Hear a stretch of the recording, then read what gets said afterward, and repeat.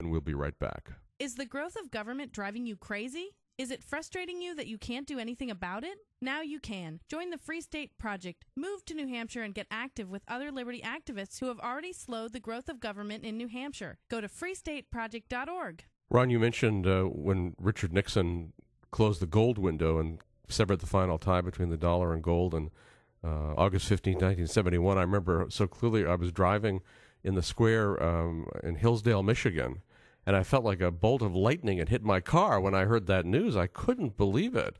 And so I know it had a big effect on you. Didn't it lead you into your public career?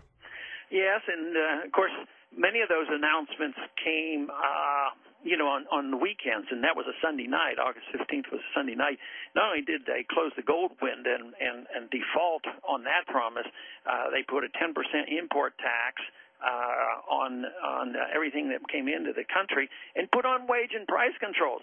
What struck me, I mean, the monetary stuff was pretty bad, but what really struck me was the next Monday morning, I attended a little legislative council of our local Chamber of Commerce, and the Chamber of Commerce came out for it, and I thought, what's going on here? Yeah, true. And not only that, is the stock market went up.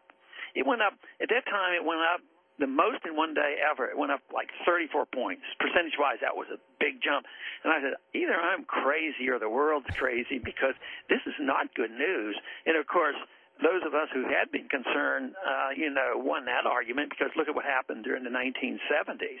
But I did get interested in public policy through economics and especially monetary policy, and that was a strong motivation. Of course, that sort of,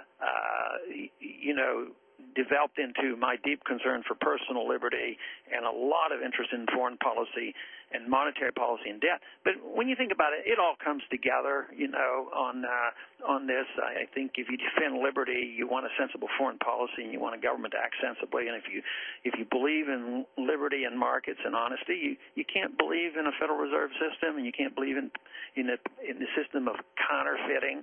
So I, over the years, have tried my best to understand it and simplify it so that people would say, that makes sense. And it really isn't that complicated. And now that all the bad ideas have come to fruition and we see so many problems, at least they're looking, they're asking questions. Just this last week, I had 2 or 3 guys on the floor come sit down and talk to me about, what do you do with your money?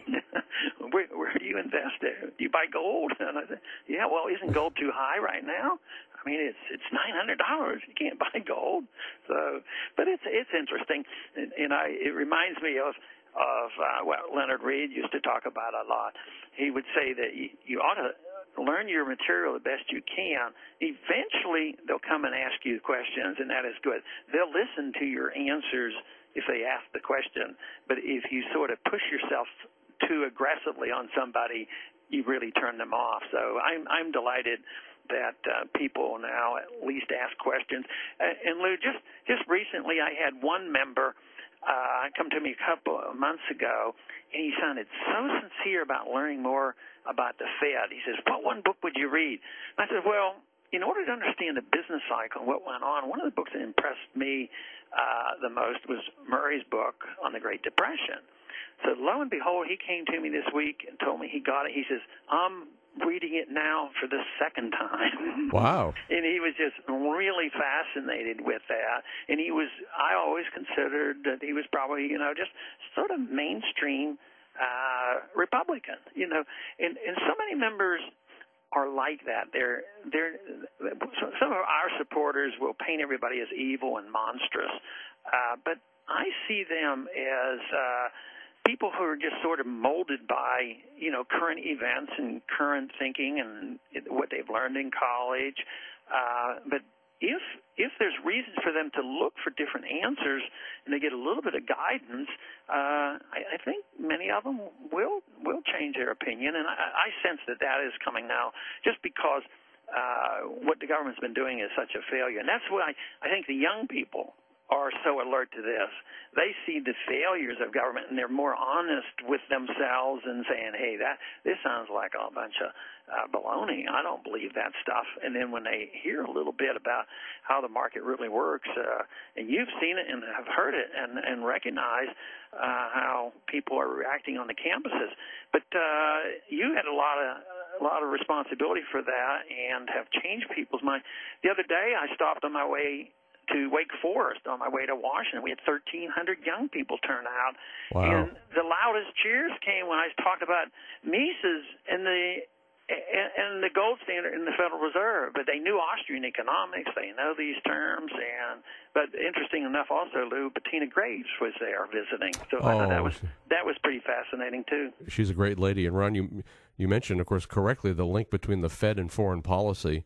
And certainly the horrendous wars of the 20th century that killed so many millions of people never could have been fought without central banking. Bush never could have fought his Iraq war without the printing press.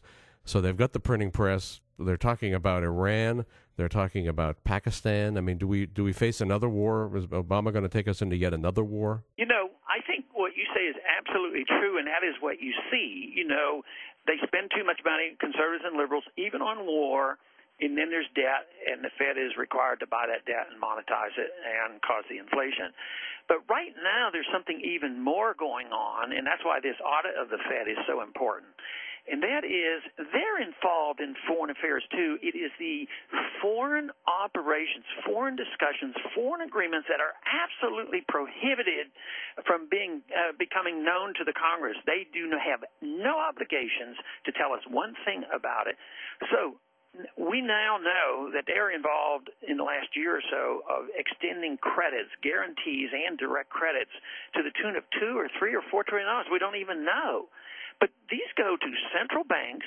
They probably go to big corporations and kind of things that we don't even see. So they're involved directly in foreign policy, as well as subsidizing the foreign policy that Republicans and Democrats promote out in the open, and they monetize it. So it is really a big thing. And that's why I am convinced if we ever get the audit of the Fed, as a matter of fact, this week I think we jumped up about 18 more people joined it. We're up to about 86 people. Wow. Have asked for the audit. So if we get the audit and get the books open, the people now will, I think they'll be very open to dealing with the subject in a serious manner of true monetary reform. Well, Ron, this is, of course, your great bill to audit the Fed, and you've been talking about this, again, your whole public career, but it's something that reaches in the cliche across the aisle, because people like Wright Patman and Henry Gonzalez, you knew Henry Gonzalez, were for this, and I think you have Democratic support in this as well, don't you? Yeah. When they redistricted here in Texas, they took Lloyd Doggett, who had all of Austin, essentially, and he had no problems getting reelected. So the Republicans gerrymandered him in a district that stretched about 300 miles long from Austin down into the valley, and they made it like 60, 70% Hispanic. So they wanted, Republicans' goal was to just get rid of Doggett and have a Hispanic in. They knew the Republicans couldn't win. So they did that, but Doggett worked very, very hard to his credit. And he's a liberal, but he's a pretty honest, straightforward liberal. This organization called Campaign for Liberty, who's doing a little bit of work on this subject, they sent out petitions. They got more petitions in Doggett's district than any place else, and he is now on the bill. Wow. But even before that became known, I had talked to Lloyd because he's friendly, and I know him, and he's honest, and he was very open to it. He said, let me study it, and he was sympathetic. But that's part of that old Texas populism that exists, and it's still there. I'm sure the Wright Patman district stretched over into that area. So Texas, and I think of the delegation, I'll bet you I have more than 50% of all the congressmen from Texas, which is pretty amazing. Good. And we're going to get amazing. More the way things are moving. Well, Ron Paul, you're the shining light of liberty in Washington, and we all appreciate you, millions of Americans, and it's an honor to have you on the show. And thanks for all you do, and thanks for all you're going to do. Thank you. Good to be with you today. You've been listening to The Lew Rockwell Show, produced by LewRockwell.com. the best-read libertarian website in the world. Thanks for listening.